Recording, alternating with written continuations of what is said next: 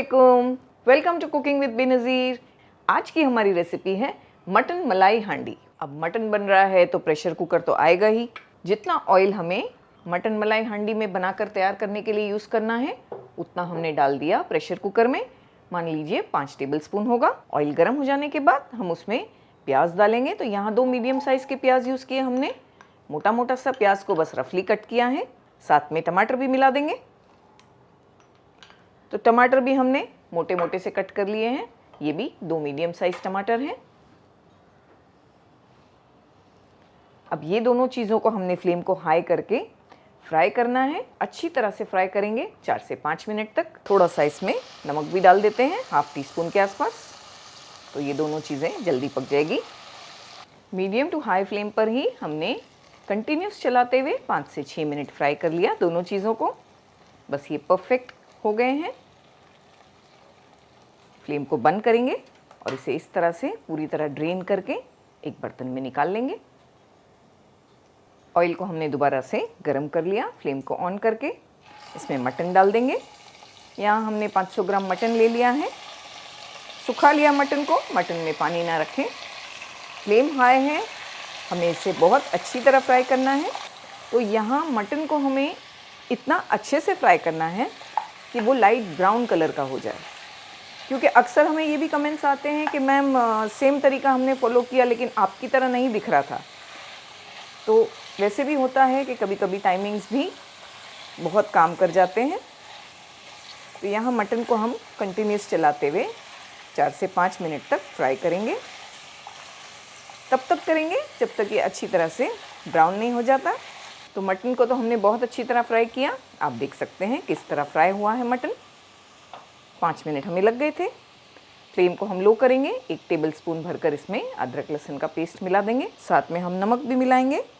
हमने नमक प्याज और टमाटरों में भी डाला था, ½ टीस्पून। 1 टीस्पून हमने इसमें डाल दिया। मीडियम टू हाई फ्लेम करके 2 मिनट भून लेंगे अदरक लहसुन को। पानी डाल देंगे, मटन को गलाएंगे। बहुत ज़्यादा नहीं डाला हमने, आधे कप के आसपास, क्योंकि मटन का भी पानी छूटता है। तो बहुत ज़्यादा पानी नहीं डाल देंगे। फ्लेम को हाई करके मटन को गलाएंगे। प्रेशर कुकर का लिड लगाएंगे। हम हाई फ्लेम पर पहले पकाएंगे 1 विसिल तक, बाद में लो करके मटन के गलने तक। अब ये मटन की क्वालिटी पर और आपके प्रेशर कुकर पर और गैस की फ्लेम पर भी डिपेंड होते हैं टाइमिंग्स।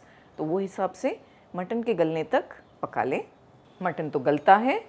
हम मसाले कुछ ग्राइंड करके रेडी करेंगे। तो हमने स्टार्ट में जो प्याज और टमाटरों को फ्राई किया था, सबसे पहले वो डाल देंगे ब्लेंडिंग जार में।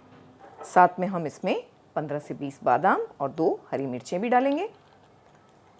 बादाम अगर आप नहीं डालना चाहते या मान लीजिए अवेलेबल नहीं है तो आप थोड़ा प्याज और टमाटर की क्वांटिटी को बढ़ा सकते हैं। जैसे 2 के बदले 3 प्याज 3 टमाटर इस्तेमाल कर सकते हैं। उससे भी ग्रेवी बन जाएगी, क्योंकि बादाम से भी थोड़ी ग्रेवी होती है क्रीमी सी। उसके बदली ऐसे भी किया जा सकता है। कुछ ड्राई मसाला पाउडर्स भी डालेंगे। तो यहाँ 1 टीस्पून ज़ीरा है, 1 टीस्पून चिली फ्लेक्स, 1 टीस्पून धनिया पाउडर और ½ टीस्पून काली मिर्चों का पाउडर भी है, ये भी डाल देंगे। हमने यहाँ पर दही ले ली है 100 ग्राम्स के आसपास। आधे कप से कम दही है, ये भी डाल देंगे। इन चीज़ों को हमें ग्राइंड करना है। ज़रूरी लगे तो ही पानी डालना है, क्योंकि दही भी है इसमें, टमेटोज़ भी है, तो पानी की ज़रूरत नहीं पड़े तो नहीं डालना है।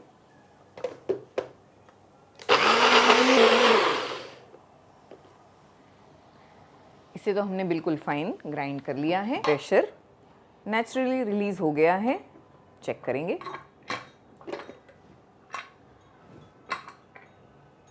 खुशबू तो बहुत ज़बरदस्त आ रही है। मटन काफ़ी हद तक टेंडर हो गया है। आगे भी पकेगा थोड़ी देर। तो बस इतना भी गल गया तो काफ़ी है। हम इसे एक वाइड अलग बर्तन में निकाल लेंगे ताकि आगे के प्रोसीजर्स आपको इजीली दिखा सकें।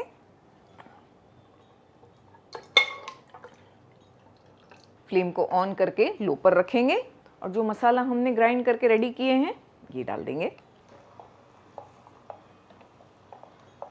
थोड़ा पानी मिलाएंगे, इसे भी डाल देंगे। फ्लेम को मीडियम कर दिया हमने ये पॉइंट पर। थोड़ी देर इस तरह चलाते रहेंगे। इसमें दही है तो कितना आसान है, आपने देखा। हमने इसका तरीका कितना आसान कर दिया। वही घर के ही मसाले हैं। वैसे घर के ही मसालों से सारी चीज़ें बन जाती हैं। बस किस तरह हम उसे डालते हैं, बनाने का तरीका, क्वांटिटी कितना यूज़ करते हैं, उसके ऊपर भी बहुत कुछ डिपेंड होता है। क्योंकि इसमें भी आपने देखा कि जो चीज़ें हमने डाली लगभग वही जाती हैं हर रेसिपी में, तरीका जो है थोड़ा अलग। थोड़ा सा फ्लेम को हाई किए देते हैं ताकि इसमें एक अच्छा सा बॉईल आ जाए। इसमें बहुत अच्छा सा बॉईल आने के बाद फ्लेम को हमने बिल्कुल लो कर दिया है। कम से कम 10 से 15 मिनट पकाएंगे। सारे मसालों का, दही का पकना बहुत ज़रूरी है, तो लो फ्लेम पर अच्छी तरह पकाएं तेल के अलग होने तक। ये रेसिपी इतनी टेस्टी बनकर तैयार होती है कि हमारे घर में छुट्टी के दिन इसे ज़रूर बनाते हैं, तब जब सब घर पर होते हैं, क्योंकि ये तंदूरी रोटी के साथ अच्छी लगती है। तंदूरी रोटी गर्मा गर्म हो तो खाने में बहुत अच्छी लगती है, घर में ही बन सकती है, अवन की ज़रूरत नहीं है, तंदूर की ज़रूरत नहीं है। तो जब भी आप मटन मलाई हांडी बनाएं, तंदूरी रोटी साथ में ज़रूर बनाएं। हम क्या करते हैं, पहले हम आटा लगा देते हैं, फिर 1 घंटे के लिए एक साइड पर रख देते हैं, फिर मटन हांडी बना लेते हैं। तो इस तरह से ये रेडी हो गई, गर्मा गर्म रोटी बना ली। और जब सारे फैमिली मेम्बर्स घर पर होते हैं, छुट्टी का दिन होता है, तब हम प्रेफर करते हैं ऐसी चीज़ें बनाना। तो आप भी ज़रूर से इसे बनाइए और अपनी फैमिली के साथ इसे एंजॉय कीजिए। 15 मिनट हम इसे लो फ्लेम पर पकने देंगे, फिर मिलते हैं। अस्सलाम वालेकुम।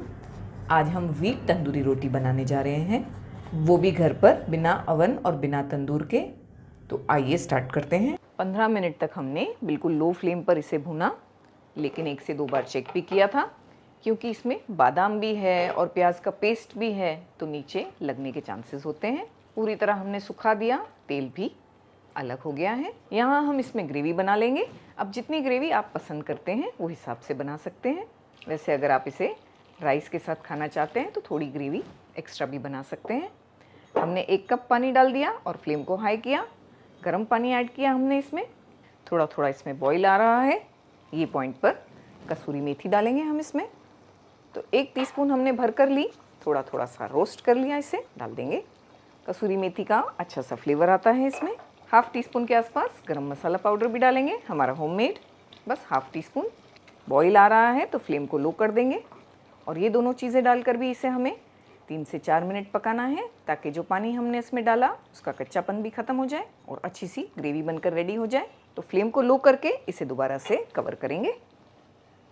3 से 4 मिनट के बाद चेक करेंगे। 4 से 5 मिनट हमने बिल्कुल लो फ्लेम पर पकने दिया। बहुत अच्छी मटन मलाई हांडी बनकर तैयार हुई है। अभी तो हमने इसमें मलाई डाली भी नहीं, ये मटन मलाई हांडी है, लेकिन हमने डाली भी नहीं और ये इतनी क्रीमी क्रीमी लग रही है। ग्रेवी हमें परफेक्ट लग रही है। आपको इससे ज़्यादा पसंद है तो यहाँ थोड़ा और गर्म पानी इसमें ऐड किया जा सकता है।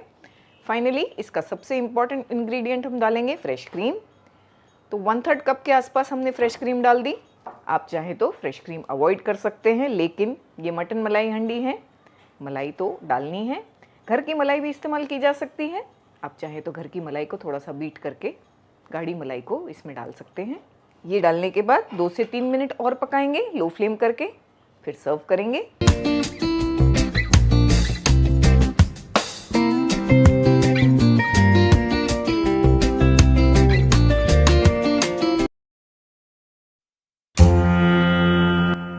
कुकिंग विद बेनजीर, सिर्फ जायका नहीं, जज्बात भी।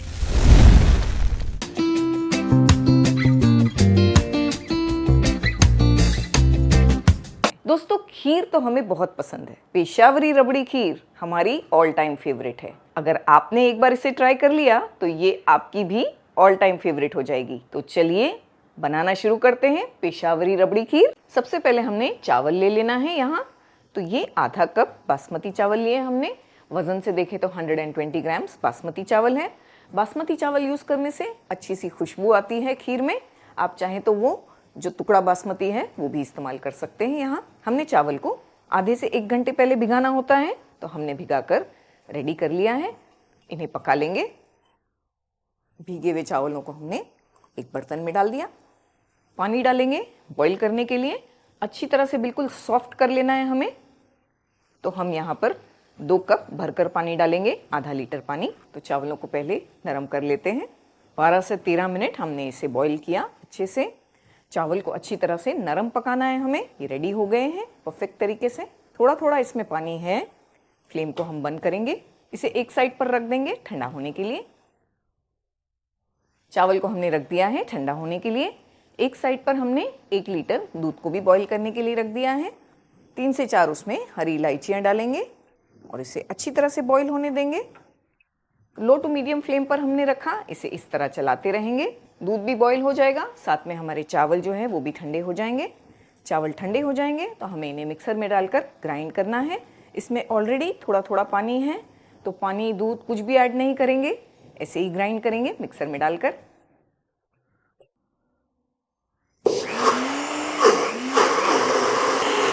हमने इसे ग्राइंड कर लिया है, बिल्कुल फाइन ग्राइंड करना है हमें। ऐसे नॉर्मली हम जब खीर खाते हैं तो खीर के अंदर छोटे छोटे चावल के दाने नज़र आते हैं, मुंह में आते हैं, लेकिन ये वाली खीर में हमें इसे बिल्कुल फाइन ग्राइंड करना होता है, बिल्कुल पेस्ट की तरह, जैसे आप देख सकते हैं इस तरह। दूध भी अच्छी तरह से बॉईल हो गया है। इतनी देर में ये चावलों को दूध में डाल देंगे। एक बार दूध को हमने चला लिया, इसे डाल देंगे। चावल का पेस्ट हमने इसमें डाल दिया, फ्लेम को लो कर दिया है। अब यहाँ से थ्रू आउट हमें पूरी रेसिपी बिल्कुल लो फ्लेम पर बनानी है, क्योंकि खीर जितना लो फ्लेम पर हम पकाएंगे उतनी ही टेस्टी बनकर तैयार होती है। तो अच्छी तरह से पहले मिला लेंगे। हमने यहाँ पर रस्क बिस्किट ले लिए हैं, ये वाले रस्क बिस्किट जिसे टोस्ट बिस्किट भी कहा जाता है। ये हमने 4 पीसेस लिए हैं। इसे ब्लेंडिंग जार में डाल देंगे, उसी जार में जिसमें हमने चावलों को ग्राइंड किया उसी में डाल देंगे। साथ में इसमें दूध मिलाएंगे, तो 1 कप दूध यानी 250 ml दूध हमने इसमें डाल दिया। इससे पेशावरी खीर का टेस्ट बहुत ही एनहांस हो जाएगा और ऐसे लगेगा जैसे हमने इसमें मावा मिक्स किया हो। रस्क बिस्किट और दूध ग्राइंड कर लेंगे। इसे तो हमने बारीक सा ग्राइंड कर लिया है। खीर को भी चेक करेंगे, बीच बीच में हमें इसे चलाते रहना है चावलों को डालने के बाद, वरना ये नीचे चिटक भी सकती है। अच्छी तरह से गाढ़ापन आ रहा है खीर में। चावल डालने के बाद हमने इसे 10 से 12 मिनट तक पकाया है। रस का मिक्सचर भी मिला देंगे। माशाल्लाह प्यारा कलर आ गया है।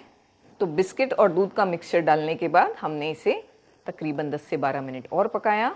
ये और भी गाढ़ी हो गई है। थोड़ा सा टाइम लगेगा इसे पकाने में, क्योंकि हम थ्रू आउट फ्लेम लो करके पकाएंगे, लेकिन बनने के बाद इसका टेक्सचर और टेस्ट लाजवाब होगा। ये काफ़ी गाढ़ी हो गई है, लेकिन हमें इसे इससे भी ज़्यादा गाढ़ा करना है। ये पॉइंट पर शक्कर मिलाएंगे। हमने यहाँ पर 3/4 कप शक्कर ली है। अगर वज़न से देखें तो ये 150 ग्राम शक्कर है। इसमें से आधी शक्कर हम डाल देंगे, मिक्स करेंगे। बाकी की शक्कर हम कैरेमलाइज करके डालेंगे। फ्लेम को हमने ऑन करके लो पर रख दिया है तरह से। बाकी की शक्कर इसमें डाल देंगे। लो पर हमने रखा है, अभी इसे चलाएंगे नहीं, ऐसे ही गर्म होने देंगे। तो शक्कर मेल्ट होना स्टार्ट हो गई है, इसे चलाएंगे।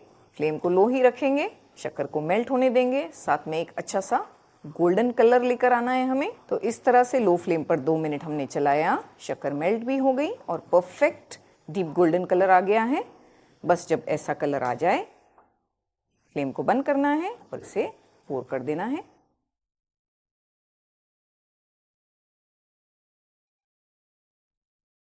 अच्छी तरह से चलाएंगे। माशाल्लाह कलर बहुत ही अच्छा आया है खीर का और काफ़ी हद तक खीर गाढ़ी भी हो गई है। इसमें कोई चीज़ महंगी इस्तेमाल नहीं होती है, जैसे मिल्क पाउडर, क्रीम, मावा, इस तरह की चीज़ें इस्तेमाल नहीं होती हैं, लेकिन इसका टेस्ट बहुत ही रिच होता है। थोड़े ड्राई फ्रूट्स डाल देंगे, थोड़े ये पॉइंट पर डालेंगे, थोड़े गार्निशिंग में। वैसे अगर आपके पास ड्राई फ्रूट्स नहीं है तो कोई बात नहीं, बगैर ड्राई फ्रूट्स के भी ये बहुत अच्छी बनकर तैयार होगी। हमारे पास यहाँ चॉप किए हुए बादाम और पिस्ते हैं। इस तरह से बादाम पिस्ते हम चॉप करके फ्रिज में साल भर तक स्टोर करके रखते हैं। किस तरह इसे छील कर साल भर तक स्टोर करके रखा जाता है, इसका वीडियो लिंक हमने ऊपर दिया है, आप ज़रूर से देखें और आप भी ड्राई फ्रूट्स को कट करके स्टोर करके रखें। थोड़े हमने अभी डाल दिए गार्निशिंग में थोड़े। इसे और 10 से 12 मिनट पकाएंगे तो ये अच्छी तरह से गाढ़ी हो जाएगी। ये खीर को सेट किया जाता है, जैसे हम नॉर्मली खीर खाते हैं थोड़ी सी लिक्विड होती है, हम उसे खाते हैं, वैसी नहीं होती है। इसे इस तरह से शैलो डिशेस में सेट किया जाता है, ये अच्छी तरह से जम जाती है और बिल्कुल ऐसे लंप की तरह निकाल कर इसे खाया जाता है। तो थोड़ा और पकाने से वो कंसिस्टेंसी आ जाएगी। शक्कर डालने के बाद 8 से 10 मिनट हमने और पकाया, चला भी रहे थे बीच बीच में। परफेक्ट कंसिस्टेंसी आ गई है, जमने वाली कंसिस्टेंसी। अब कैसे पता चले कि ये जमेगी कि नहीं ठंडी होने के बाद, इसका तरीका भी हम आपको बताते हैं। एक छोटा सा ट्रायल करते हैं। एक फ्लैट प्लेट में थोड़ी सी खीर को डाल देंगे, इस तरह ठंडा होने देंगे। खीर को हमने पूरी तरह से ठंडा कर लिया। चेक करने के लिए इस तरह से इसे पूरी तरह से टर्न करेंगे। ऐसे आप देख सकते हैं कि ये वैसी की वैसी है, बिल्कुल इसका शेप खराब नहीं हुआ। बस इस तरह से टेस्ट करके आपने देख लिया और ये जम गई है। फ्लेम को कर देना है बंद और गरम गरम में ही इसे सेट करेंगे। सिंपल। तो देखा आपने कितने आसान तरीके से, आसान घर की चीज़ों से ही इतनी डिलीशियस पेशावरी रबड़ी खीर बनकर तैयार हो गई। इसे हम ड्राई फ्रूट से गार्निश करेंगे, फिर कुछ देर फ्रिज में रखकर ठंडा करेंगे। हमारी पेशावरी रबड़ी खीर अच्छी तरह से ठंडी हो गई है। सर्व करते हैं।